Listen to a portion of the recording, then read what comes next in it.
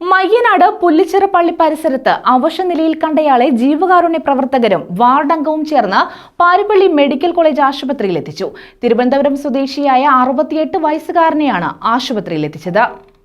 Mayyanad Pullichira Christian ദേവാലയത്തിലെ തിരുനാളിനോടനുബന്ധിച്ച് തിരുവനന്തപുരം ബാലരാമപുരത്തെ വെടിവച്ചാൻ കോവിൽ അത്തിയറാമേലെ പുത്തൻ വീട്ടിൽ ദിലീപ് എന്ന 68 വയസ്സുകാരൻ പെരുന്നാളിനായാണ് ഇവിടെ എത്തിച്ചേർന്നത്. നിരങ്ങി നീങ്ങിയാണ് ഇയാൾ സഞ്ചരിച്ചിരുന്നതെന്നാണ് വിവരം.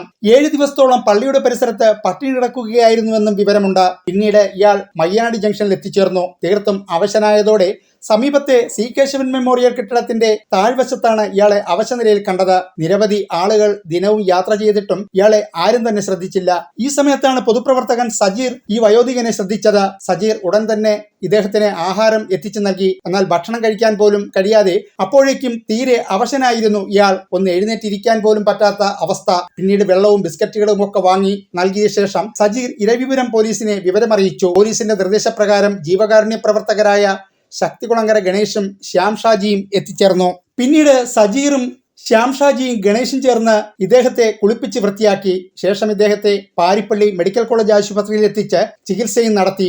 വല്ലാത്തൊരു അവസ്ഥയിലായിരുന്നു ഇവിടെ മയനാട് നമ്മുടെ ജംഗ്ഷൻ സി കേശവൻ മെമ്മോറിയൽ ഹാളിന്റെ തൊട്ടിപ്പുറത്ത് 4 ദിവസമായിട്ട് സ്റ്റേ ചെയ്യായിരുന്നു. അങ്ങനെ നമ്മളെ ശ്യാമിനെയും നമ്മളെ ജീവകാരുണ്യ പ്രവർത്തകനായിട്ടുള്ള ഗണേശനെയും വിളിച്ചു വരുത്തി നമ്മൾ ആംബുലൻസിൽ വന്നു. ഇപ്പൊ അവരെ കുളിപ്പിച്ച് വൃത്തിയാക്കി നമ്മൾ പാരിപ്പള്ളി മെഡിക്കൽ കോളേജിലേക്ക് കൊണ്ടുപോയാണ്.